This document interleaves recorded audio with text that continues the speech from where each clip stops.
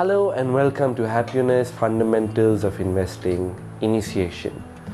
Firstly, let me welcome all of you to our course and congratulate all of you for taking time out and investing in your financial future.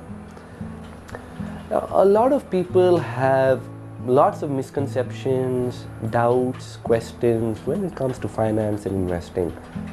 So for a few of you, finance is very complicated and full of jargon, while for a few of you others, it is something that scares you.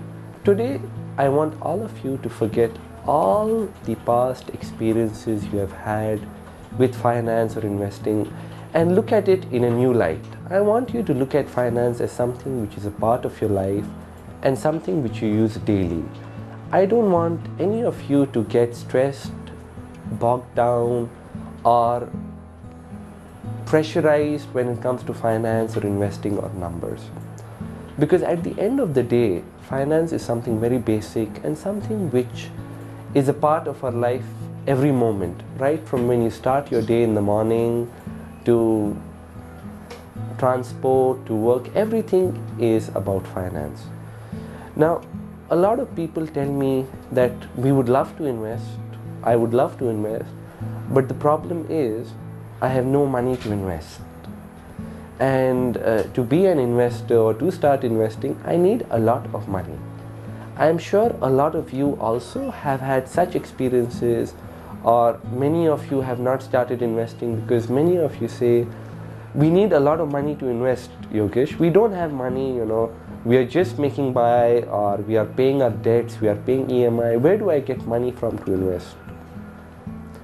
Now, to understand this concept of where do I get the money or do I need money to invest, I'll share a small story with you which will help you understand that investing is not only about money.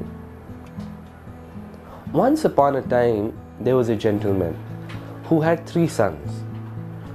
They lived in a small village, and this gentleman was not very rich, but he wanted to give something to his sons. He was going out on a Tirth Yatra or for a pilgrimage, so he called 3 of his sons. He said, I'm going for a pilgrimage and I want to give each one of you something. Now all the sons became very happy, that our father is going on a pilgrimage. He's probably going to give us a lot of money, gold, land, cattle, sheep. But instead of that, he gave each one of them a single piece of wood. A small piece of wood was given to each of the sons. Now, he said, my dear children, each one of you is given this small piece of wood. I will come back after 1 year. Let me see what you will do with it. Now, the first son, the eldest son, got very upset, he started cursing his luck. He started saying that other people's fathers, give them land, gold, diamonds, but my father has just given me a piece of wood and my luck is very bad, So he started cursing. He started walking down the village. He saw a small place selling alcohol and local country liquor. So he went inside, started drinking and cursing his luck, trying to forget his sorrows. Now the second son, he said, okay, my father has given me this piece of wood. What can I do with this piece of wood? Can I, use it? I am a simple farmer. What can I do? So he went to the local market. He sold that piece of wood. He got a few rupees and he stored it with the local money lender. He said, I made a few rupees selling this piece of wood. I have given it to the local money lender and per year he gives me 8 or 9% interest. And he went back to becoming what he was doing, farming.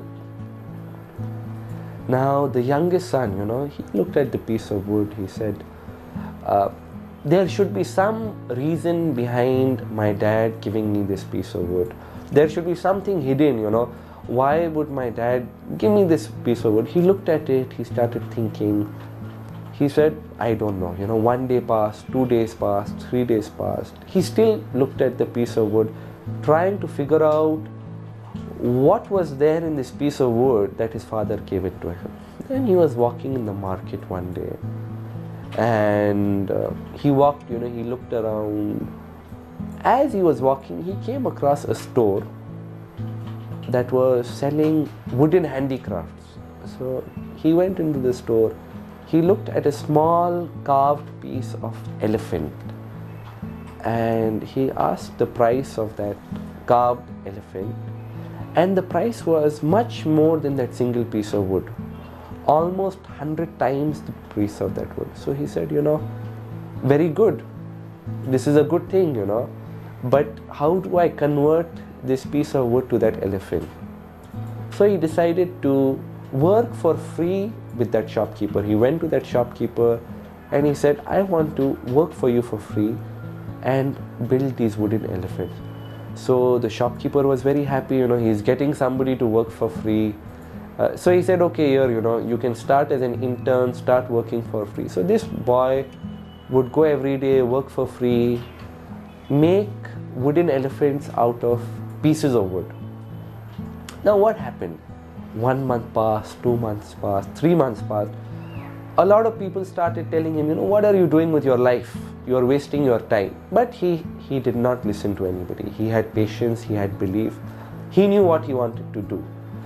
And then suddenly, after 3 months, he thanked the shopkeeper, left that profession or vocation. Now he had learned the art of converting a piece of wood to wooden elephant. So he took that piece of wood his father had given him, and what did he do? He converted that into that elephant. So he carved a wooden elephant out of that raw piece of wood. Now what happened? He went and sold that elephant for 100 times the amount. So if he was to get 10 rupees, he got 1000 rupees. Now with that 1000 rupees, what did he do?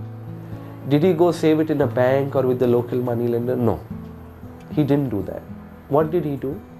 He went and bought another 100 pieces of wood, another 1000 pieces of wood, and he started running a business. He started hiring people. He started training people to convert those pieces of wood into wooden elephants. Now 1 year passed by. His father returned from a long pilgrimage, and he came and he said, let me go and see what my sons are doing. I left them 1 year ago. The first son, the eldest son, had become an alcoholic. He was not working, and he was constantly depressed, constantly sad, cursing his luck. And his father came. He told his father, this is because of you. This has happened because you gave me only a piece of wood. He went to the second son. Now the second son was continuing to do the same thing he was doing when he left. He was a farmer. His money had grown slowly with the local money lender. He was doing the same thing. Now the father was working. He saw a big store, selling wooden handicrafts, wooden items. He walked in and he saw his youngest son. So he was astounded. He was shocked. He was surprised, that how has my son done this? So he said, thank you, father. This is because of the piece of wood you had given me. I did this. So the father was very impressed. So the son said that you gave me this piece of wood, and all I did was add knowledge and experience to this piece of wood, and today I'm running this business.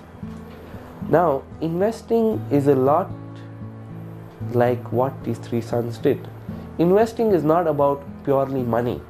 It is about knowledge, experience, and making the most of every opportunity. The way the third son made use of knowledge and made use of the opportunity given to him, no matter how small or big it was, that is what investing is about. So for all those of you who think investing is about having a lot of money, having a godfather, or having a silver spoon, no, it is not that. Investing is all about knowledge and making use of every opportunity given to you. Today, as a part of the Happioneer program, we are going to teach you how you can invest not with a lot of money, not with a formal degree in finance or a formal MBA, none of that. It is just about practical experience, practical knowledge, and our mission is to make investing, finance, and learning simple, fun, entertaining, and interesting. Because when things are simple, things are fun, things are entertaining, you absorb knowledge better. You tend to learn easier. So I want all of you to forget investing as something that is complicated, complex, difficult, and something that is more natural. And as a part of our course, I'm sure all the teachers have told you before you start this program, it is obligatory for you to smile. Because when you smile, you tend to learn and absorb knowledge better. Now that we have established that you do not need a lot of money to invest, all that you need is knowledge and experience. I started investing. I'll share a bit about myself and how I started investing. I started investing at the age of 16 with only rupees 750. I did not have a lot of money to invest. I did not have a formal degree. I didn't even have a demat account, because at the age of 16 you are not allowed to open a demat account, so I'd opened it in my father's name. I will be sharing with you a part of my journey as well as what you can learn from it. Now, investing. Is money important? A lot of people have very different views on money. So you have one school of thought which says money is very important. Money is the only thing that you need in life. Money is the most important thing. And you have another school of thought which says no, money is bad. Money is evil. Capitalism is bad. You do not need money. Anybody who has made money has done it through corruption, through evil. Now, both these views of money, according to me, are not right. The first view, which says that money is evil, money is bad, you do not need money in life, is wrong. Money is like a knife. You can use it to cut a plate of fruits, or you can use it to kill somebody. You can use money to build nuclear bombs, armies, fund terrorist activities, fund alcoholism, fund drug abuse, buy things which are not useful to yourself or to society. Or at the same time, you can use money to build offices, to build schools, to build hospitals, to build an economy which helps everybody, to provide clean drinking water, to provide solar energy. So it is not money that is evil or bad. It is the individual who is responsible for how he or she uses money. So the view that money is evil, money is the root cause of evil, is a very defective view. And as a part of our Indian culture, we have never had this view. This is a very Western concept. As a part of Indian culture, we have always worshipped Goddess Lakshmi. Since thousands of years, we have worshipped Goddess Lakshmi, who is the goddess of wealth and prosperity. Why have we worshipped Goddess Lakshmi? What is the reason behind it? The simple reason behind it is, if you do not have financial independence, if you do not have money, if you do not have wealth around you, you cannot think about higher things. How are you going to think about higher things if you're constantly worried about your financial future? You are constantly worried from where you will pay your EMI, or from where you will put meal on the table. You will not be able to feel free. You will not be able to feel free and independent to think about larger things. So money is very important. Money is very basic. Today, the reason I am able to speak to you about this, money is involved. The reason you are able to sit here and listen to this, there is some money involved. The desks you are sitting on, the chairs you are sitting on, the lighting, all of this needs money. But at the same time, that is one view. So money is important. We worship Goddess Lakshmi, but it is not the only thing. It is not the only thing that you need. There's another group of people who will work 18 hours a day, do everything only for money. Now, let me ask you something. Let us say you have 1,000 crores, 10,000 crores, but you don't have any peace of mind. You do not have health. You do not have love. You do not have family. You cannot enjoy that money. You cannot experience that money to the fullest. That is again another thing a lot of people forget. So in their pursuit or chase for money, they forget a lot of the benefits that come with it. Money is a very good slave if you make use of it, but as a master, do not let money control your life or decide things for you. Do things which you believe in, do things you love, and you will automatically attract money. For all those who tell me that money is the only thing, I like to again share a small story or an instance which I learned from. I'm sure all of you must have heard of King Midas. Now he had a craze for gold. He wanted wealth, he wanted power, he wanted gold. So he asked, he prayed, he said, anything I touch should turn into gold. So after a lot of prayer, a lot of desire, his desire got fulfilled. So anything he touched turned into gold. So he was very happy. He started touching his table, he started touching statues, he started touching everything in his house. Everything started turning into gold. And he was very happy that everything I touch is turning into gold. But what happened?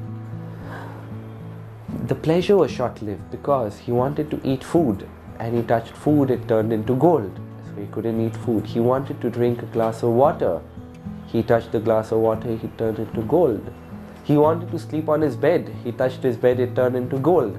Now he started having a lot of problems. He started having a lot of stress. And then finally, he touched his daughter, he touched his family. They all turned into gold. Is this what you desire? Is this what you are looking for? To have your family and loved ones turned into golden statues, to have your food, your health turned into golden statues? No, I don't think anybody desires that. So your views on money as a happyonaire, as somebody attending this program, should be more balanced. Your desire for wealth is justified, but not at the cost of other things. Not at the cost of peace of mind, not at the cost of family, love and friends.